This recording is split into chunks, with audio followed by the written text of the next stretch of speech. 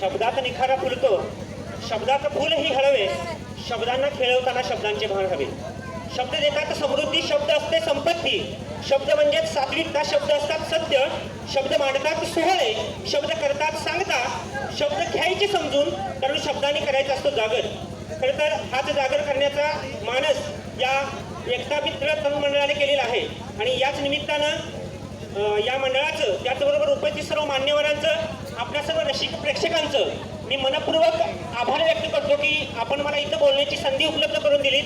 आणि मला माहीत आहे वेळ खूप होतोय, याच्या पुढे रेकॉर्ड डान्स स्पर्धा आहे आणि त्यामुळं मी माझी कथा जी आहे ती अगदी 10 मिनिटांमध्ये आवडण्याचा प्रयत्न करतोय. एक हृदयस्पर्शी आणि ग्रामीण कथा आपणासमोर ठेवतोय. खरं तर आपल्याला माहीत आहे की आजचा जो समाज आहे त्या समाजाला व्हायरस लागलेला आहे. आपण म्हणतो मोबाईलमध्ये व्हायरस आला, कम्प्युटरमध्ये व्हायरस आला, पण हा व्हायरस या माणसामध्ये येत आहे. आणि याच अनुषंगाने असणारी एक छोटीशी कविता अगोदर तुमच्यासमोर सादर करतो आणि मग मी माझ्या कथाकथनाकडे वळतो. बबलू वडर यांची व्हायरस नावाची कविता आहे. कवितेचं शीर्षक आहे व्हायरस. आउटडेटेड झालंय आयुष्य, स्वप्नांची डाउनलोड होत नाही. आउटडेटेड झालंय आयुष्य, स्वप्नांची डाउनलोड होत नाही. संवेदनांना व्हायरस लागलाय, दुःख सेंड करता येत नाही. जुने पावसाळे बुडून गेले डिलीट झालेल्या फाईल सारखे. जुने पावसाळे बुडून गेले डिलीट झालेल्या फाईल सारखे. आणि घर आता शांत असतं रेंज नसलेल्या मोबाईल सारखे. हँग झालेल्या पीसी सारखी मातीची स्थिती वाईट. हँग झालेल्या पीसी सारखी मातीची स्थिती वाईट. जाती माती जोडणारी कुठंच नाही वेबसाईट. 21व्या शतकातली पिढी भलतीच क्यूट. 21व्या शतकातली पिढी भलतीच क्यूट. कॉन्टॅक्ट लिस्ट वाढत गेली, संवाद झाले म्यूट. कम्प्युटरच्या चिप सारखा माणूस मनात खुला झालाय. कम्प्युटरच्या चिप सारखा माणूस मनात खुला झालाय आणि मदर नावाचा बोर्ड त्याच्या आयुष्यातून वजा झालाय. फ्लॉपी डिस्क ड्राईव्ह मध्ये आता संस्कारांना जागा नाही. फ्लॉपी डिस्क ड्राईव्ह मध्ये आता संस्कारांना जागा नाही. आणि फाटली मन सांगणारा इंटरनेटवर जागा नाही. विज्ञानाच्या गुलामगिरीत केवढी मोठी चूक. विज्ञानाच्या गुलामगिरीत केवढी मोठी चूक. रक्ताच्या नात्या नाही, आता लागते फेसबुक. करप्ट झालेत नाती, फॉर्मॅट झालंय घर. करप्ट झालेत नाती, फॉर्मॅट झालंय घर. पण छातीशी असतो मोबाईल, हाताशी कम्प्युटर, हाताशी कम्प्युटर, हाताशी कम्प्युटर. धन्यवाद. पुन्हा आपल्या सर्वांना पुनश्च धन्यवाद देऊन मी तुमच्यासमोर एक ग्रामीण आणि एक हृदयस्पर्शी कथा ठेवतोय. बाबासाहेब परीट यांची शिकार नावाची कथा आहे. कथेला सुरुवात करतोय. नाव सांग म्हटलं की एका तमास सांगायचा. माझं नाव शंकर ज्ञानदेव सपकाळ, मुक्काम पोस्ट हुबालवाडी, तालुका शिराळा, जिल्हा सांगली, राज्य महाराष्ट्र, देश भारत आणि खंड आशिया. आणि रात्रीच कुठे म्हटलं सांगायचं. आशिया खंडातल्या भारत देशातल्या महाराष्ट्र राज्यात 35 जिल्हे, त्यात सांगली जिल्ह्यात 11 तालुका, त्यात शिराळा म्हणजे नागाचा फणा आणि त्या काय सगळ्या पाहुणं हुबालवाडकर म्हणा. हा म्हणजे तुझ्या घरीचे चित्रकांच्या गुरुमध्ये आमचा पोरगा होय टाक्या.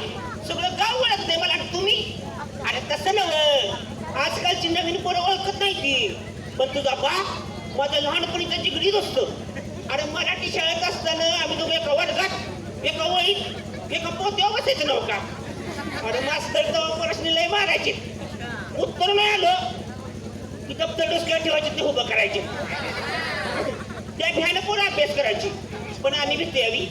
अरे आमचं दप्तर कवा तरीच खाली काय साकडच केलंच की. अरे बरं नव्हे, तुला तरी काय येतं का नाही शाळेतलं. काय तात्या तुम्हीच म्हणतायचा. हरभरा पेरला हरभरा येतो या, गहू पेरलं गहू येतो या, जुंधळा पेरला जुंधळा येतो या. मग माझ्या बापूलाच काहीच नव्हतं, मग मला कसं काय येणार. तात्या विचारायचंच बरं. असं शंकर नित्यनेमानं शाळेत जायचं, पण त्याला शाळेतलं काय बी येत नव्हतं. पण गडीला इन्शर्टाचा दांडगाणात. अहो चड्डी कसली बी असू द्या की सगळं इन्शर्ट आहेच. कवा कवा चड्डीला बटन नसायचं तरी बी इन्शर्ट, नाडीच्या चड्डीवर बी इन्शर्ट, कर्दुळ्यावर बी इन्शर्ट. अहो कवा कवा चड्डी मागणं डोळा मारायची तरी बी इन्शर्ट. चड्डीतनं मागं भोपळं सांडायची वेळ आली तरी वेगळा इन्शर्ट आहेच. एवढं होऊन मी कवा चड्डीला ठिकाण लावायचं नाही. मग कवा तरी उठायचो आणि आबा सातारकराकडे जायचो आणि आबा पुढे छड्डी धरायचो आणि आबाला म्हणायचं आबा लाव ठिकाण, आबा लाव ठिकाण. आबा चड्डी हातात घ्यायचा आणि वर आभाळाकडे असं धरून बघायचा. आबाला खरंच आबा म्हटल्यासारखं वाटायचं. बाबा म्हणायचं शंकर्याला, अरे लेका शंकर्या, अरे का कुठेतरी चड्डी नाही तर सारं ठिकाणच झालंय की मी नाही लावणार त्या चड्डीला ठिकाण. तसं शंकर्या म्हणायचं लाव लाव, एवढ्या पावती लावून मिनत्या करायचं आणि आबा पुढे रुपया करायचं. मग कुठे आबा तयार होयाचा. असंही शंकर्या नित्याने माणूस शाळेत जायचो. शाळेतलं इतिहासाचं मास्तर शंकर्या नाळ्या शंकर्या म्हणायचं. का तर हे नागदरीचा झरा अटल, पण याच्या नाकाची नाळ कवा नाही अटायची. इंग्रजीचं मास्तर शंकर्याला एल्बो शंकर्या म्हणायचं. का तरी कोपऱ्यात बसलेलं, कोपऱ्यातलं म्हणून एल्बो शंकर्या. असे शंकर्या बाकी कुणा शंकर्याचं बाकीची शाळेतली पुढं काय बी ऐकायची नाही, पण गल्लीतल्या कुत्र्यांवर निघायचं दांडगावर. अहो चुकून जरी शंकर्याची कुत्र्याची नजर झाली तर बळ पडत नाही कुत्र्याला. आता का म्हणतीला तरी हे नका कुत्र्याला 4 फायनवर चालू दिलंय म्हणते सवी. कुत्रं दिसलं की उचलायचं तर ते मारायचं कुत्र्याला. ते कुत्रं 3 पायावर डिस्को करीत पडायचं. असं शंकर्या असं जगदा रस्त्यानं चाललं होतं. अण्णा पाटलाचं वाघ्या कुत्रं शंकर्यावर गुरगुरलं. शंकर्याला सोचतंय मी गुरगुर म्हटला गुरगुर.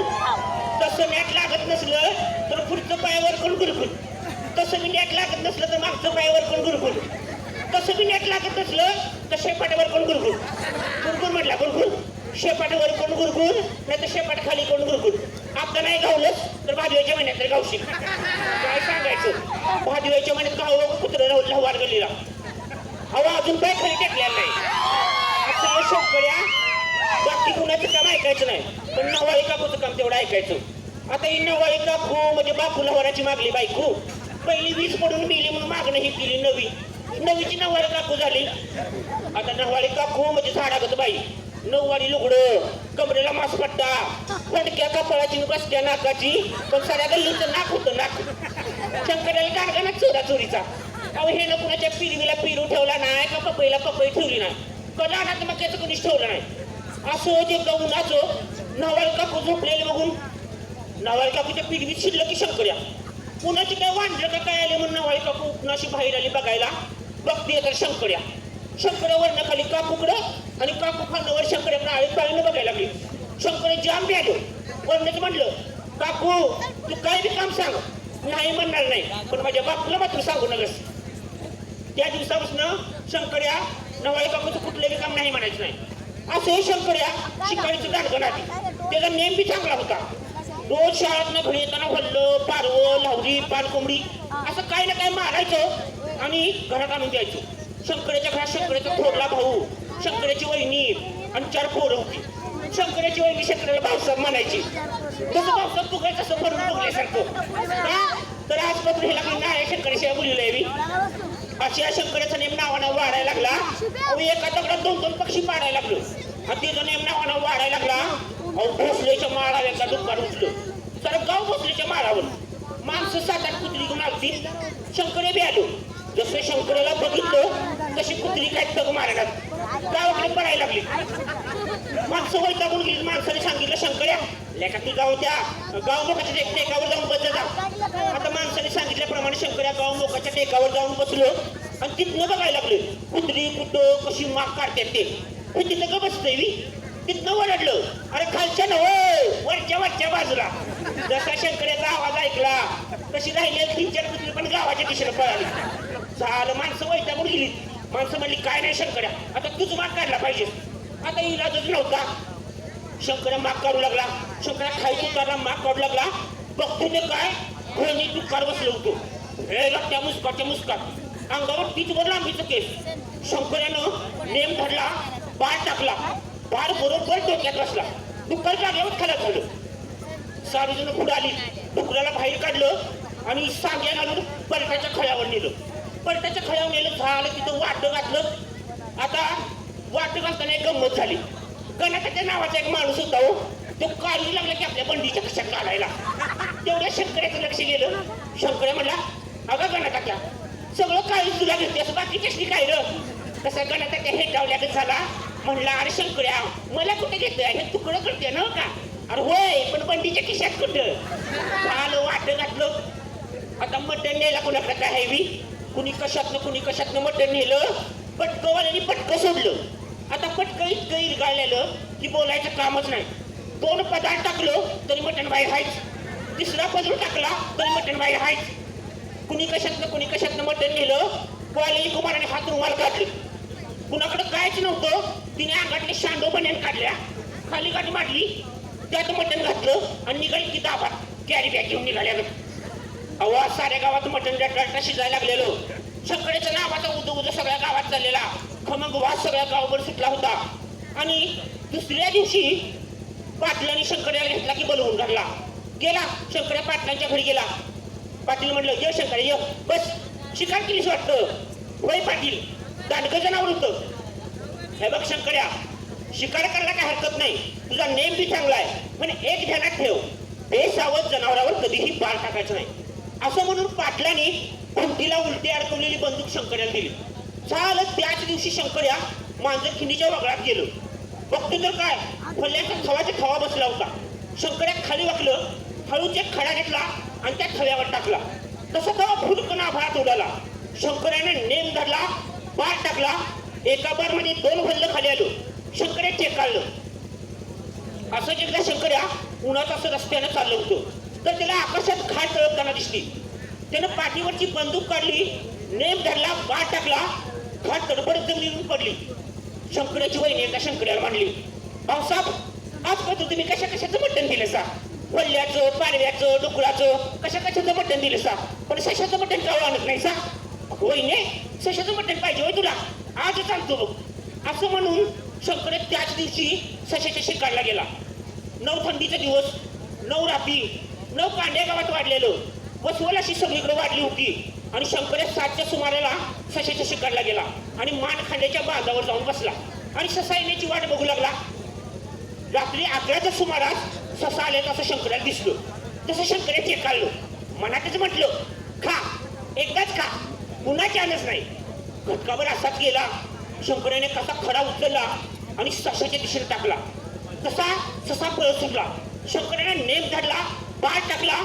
बाळ बरोबर डोक्यात बसला नाही. बाळ मागच्या असं फरफुटाला घासून गेला. ससा तसाच पुढे पळत गेला.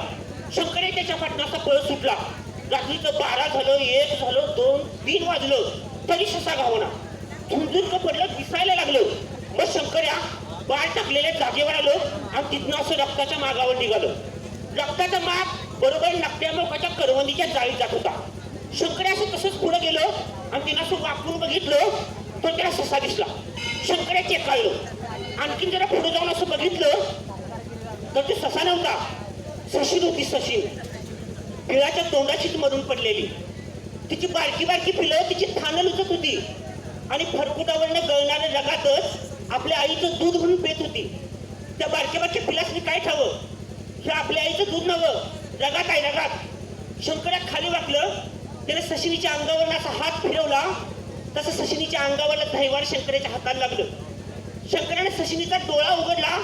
तसं सशिनीच्या डोळ्यातलं पाणी टप्पदिशी शंकराच्या हातावर पडलं. शंकराच्या अंगाचं पाणी पाणी झालं. शंकराला आपल्या दादाची तान्या, किसन्या, युजी, पुष्पी ही 4 पोरं आठवली. शंकर्या तसंच जाळीतनं बाहेर आलं आणि घराच्या दिशेनं पळत सुटलं. शंकर्या घरात आलं. खुंटीला उलटी बंदूक अडकवली आणि मातीवरल्या कट्यावर मट्ट दिशी खाली बसलं. आतनं वहिनी आली. वहिनी म्हणली, भाऊसाहेब सशाचं मटण नाही आणलं का? अगं वहिनी, सशाचंच नवं, कशाचं मटण खायचं नाही. माणसाची जशी नाती गोती असते ती तशी चिमण्या पाकळच निमी असते, ते मला कुठे ठावं होतं. आज पात्र मारलेलं ते डुक्कर कुणाचं तरी बाप असेल नवं, ती कार कुणाची तरी आय असेल नवं. आज पात्र मारलेली ती चिमणी पाकळं कुणाची तरी आई बन असतील नवं.